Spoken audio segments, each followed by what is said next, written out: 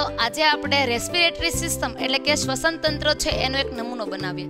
સૌપ્રથમ તો આપણે એનો એક ચાર્ટ બનાવીશું અને એમાં મનુષ્ય ફેફસા છે એ કેવી રીતે કામ કરે છે અને જ્યારે મનુષ્ય શ્વાસ લે ત્યારે ફૂલે અને શ્વાસ શરીરની બહાર નીકળી જાય ત્યારે પાછા ફેફસા છે પોતાની મૂળ અવસ્થામાં આવી જાય એ જોશું. અને એ સિવાય એક શ્વસન તંત્રનું સહાયક અંગ એટલે કે ઉરોદર પટલ એનું કામ જોશું. બરાબર, ચાલો આપણે ડ્રો કરીએ.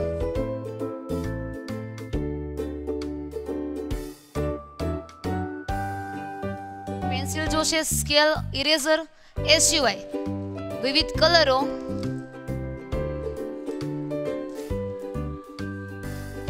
અને આપણા જે પ્રોજેક્ટ માટેના જે નમૂના જોશે, નમૂના માટે સ્ટ્રો, ટેપ અને બીજી વસ્તુઓ ફુગા, એના વડે આપણે આખું મોડેલ તૈયારી કરીશું. તો વસ્તુ તો હાજર છે, ચાલો આપણે હવે રીતસરનું એને ગોઠવીએ.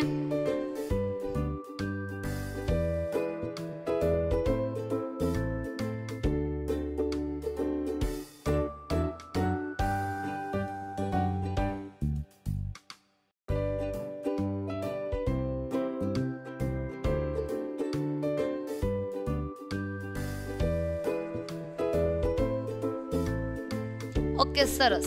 ચાલો હવે આપણે શ્વસન તંત્રની નામ સહિતની આકૃતિ ડ્રો કરી લીધી છે. હવે આપણે એમાં સ્ટ્રો અને ફેફસા વડે જે મનુષ્ય શ્વાસ લે અને ફેફસા ફૂલે એ અને જેમ શ્વાસ છોડે ત્યારે ફેફસા પાછા પોતાની મૂળ સ્થિતિમાં આવી જાય એનો એક નમૂનો એના ઉપર ચોંટાડીએ.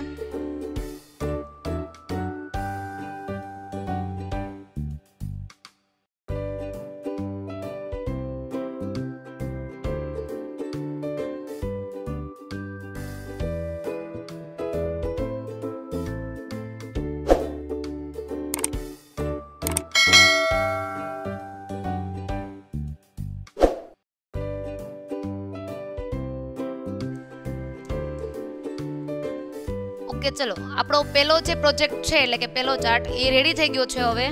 હવે જેમ મનુષ્ય પોતાના નાક વડે શ્વાસ લે અને ઈ શ્વાસ છે ઈ હવા ફેફસામાં પહોંચે એની જેમ જ આપણે પણ સ્ટ્રોના ખુલ્લા છેડાથી હવા ભરીશું, જેના કારણે શું થશે તો કે આ જે ફેફસા રૂપી ફુગા છે એ ફૂલશે અને જ્યારે ઈ સ્ટ્રોના મુખમાંથી ફરીથી હવા બહાર નીકળશે ત્યારે આપણે જેમ ઉચ્છ્વાસમાં શ્વાસ બહાર ફેંકે એની જેમ આપણા ફેફસા પોતાના મૂળ સ્થાનમાં આવે એની જેમ આ ફુગા પણ શું થશે, પોતાની મૂળ અવસ્થામાં આવી જશે.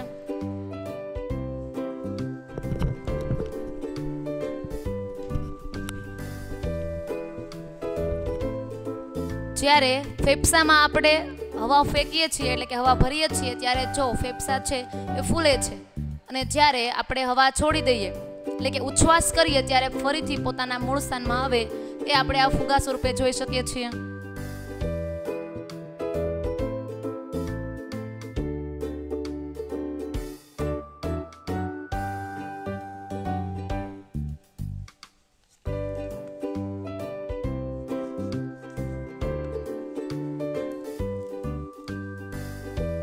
જ્યારે હું ફૂંક મારું છું ત્યારે ફેફસા રૂપી ફુગા ફૂલાય છે અને જ્યારે હું ફૂંક મારવાનું